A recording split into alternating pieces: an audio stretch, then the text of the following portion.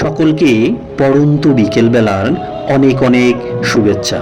সম্মানিত ভিউয়ার্স, অনেক দিন পর মাকে নিয়ে ঘুরতে আসার সুযোগ হলো। আসলে মাকে নিয়ে সংজ্ঞায়িত করার ভাষা হয়তো আমার জানা নেই। যেটুকু জানি সেই সেন্সে মাকে নিয়ে একটু বলার সুযোগ হলো। মা শুধু একটি শব্দ নয়, একটা অনুভূতি যা আমার সারা জীবনকে স্নেহ ভালোবাসায় আগলে রাখে। আজ অনেক দিন পর সুযোগ হলো মাকে নিয়ে একটু ঘুরতে, তাই ঘুরতে আসা। মায়ের ভালোবাসা পৃথিবীর কোনো কিছুই দিয়ে তুলনা করা যায় না। মা এমন একটি শব্দ, এতে লুকানো থাকে অনেক অনেক ভালোবাসা, আশ্রয় আর শান্তি।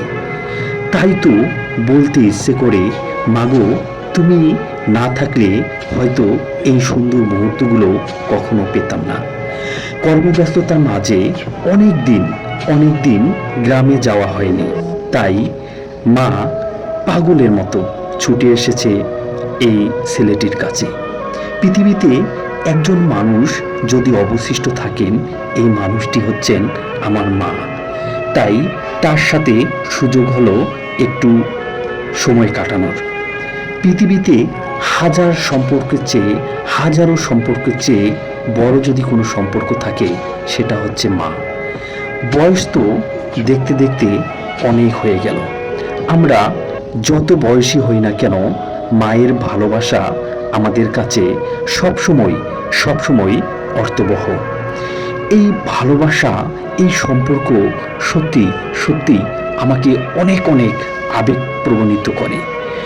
মা আমার জীবনে সবচেয়ে গুরুত্বপূর্ণ ও প্রিয় একজন মানুষ।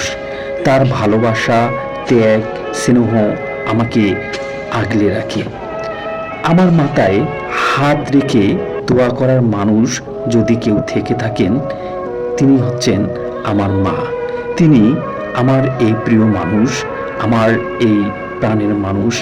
তাই মাকে নিয়ে বারবারই বলি, আর একটু ঘোরার সুযোগ পেলেই মাকে নিয়ে ঘুরতে আসি।